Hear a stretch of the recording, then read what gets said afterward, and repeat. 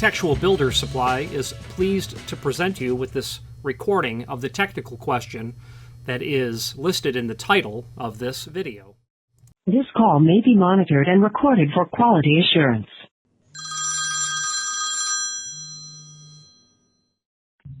AB Supply, this is Richard.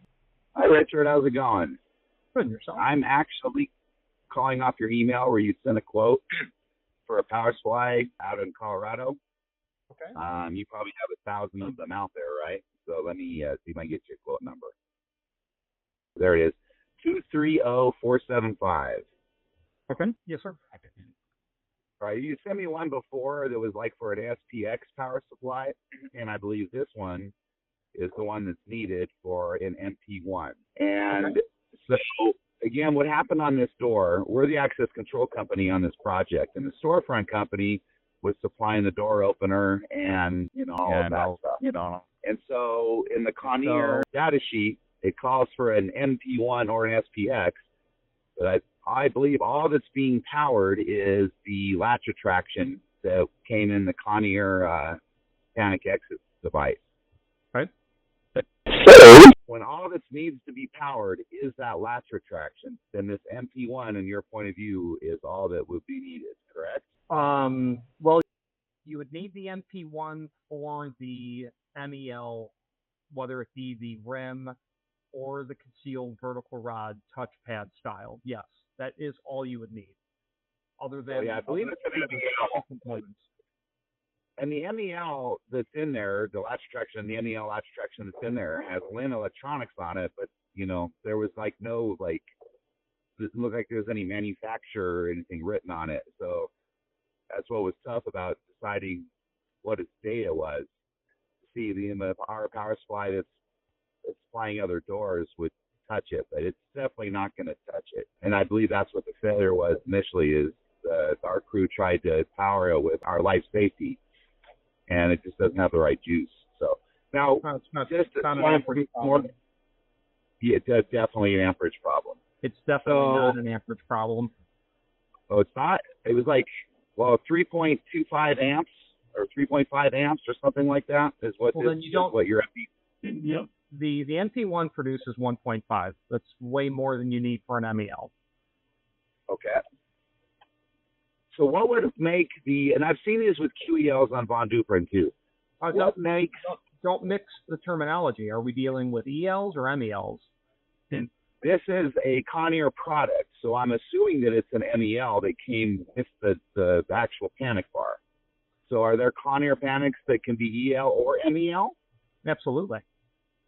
Oh, Lord. So if there's nothing written on the actual latch retraction, how do we know which one it is? Well, you're an access control, so you know the difference when you look at a solenoid versus a motor.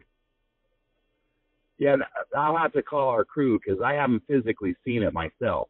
So are you saying that we should definitely get our hands on that thing and make sure the difference between the solenoid and the motor? Because I'll need to call somebody then. So you have to know what you're powering, and it's if you have an MEL, you must use the NP1. It's not a requirement of amperage. It's a requirement of the two talking to each other. If you have a solenoid and you didn't power it with a power supply adequate to give the inrush necessary, which is very, very correct, possible, and that's for that SPX, that $1 million power supply comes in because of the high inrush. So once you know if it's solenoid or motor, bingo, you know what power supply you need. Right. I know the behavior of it when they tried to hook it up is it would unlock, but then it would hold. It wouldn't let go. And that was the same thing we've seen in the past with QELs, which is net, quiet latch retraction from Von Duprin. So, all right. So that gives me some information. I'm going to have to call our tech team and have them put their hands on the motor and deal with it. So, or solenoid. Take a picture of it and send it to me, and then we'll know immediately what it is. And you could also just put it under load with your multimeter and know how many amps. If you're dealing in milliamps, it's not a solenoid. Yeah, I'm pretty sure it's the MEL is what's going on with it. So, and actually, there is a sticker on it that says 1.5 amps. That might be a sticker, that one that was on it. Yeah. Is it a new device? It was brand new, yes. Oh, I'm irritated over this whole thing in the first place because we weren't even supposed to be dealing with this, right? And then the power supply that the storefront company actually gave for it was the Ultronics one that's on your data sheet. Not going to work. Not going to work. So here's the ticket.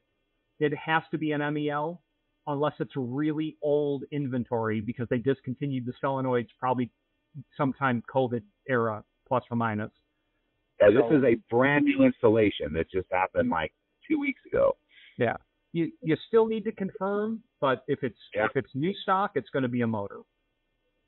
All right, cool. That's why I called you, my friend. So that's the $1,000 MP1 then. Yeah, I think it's more than that, but yeah, it's like $1,100. Yeah, it's a marginal fortune. Yeah. Marginal fortune. So, all right, Richard, I appreciate your help. Thanks for calling. Thanks much. Bye-bye. Yep.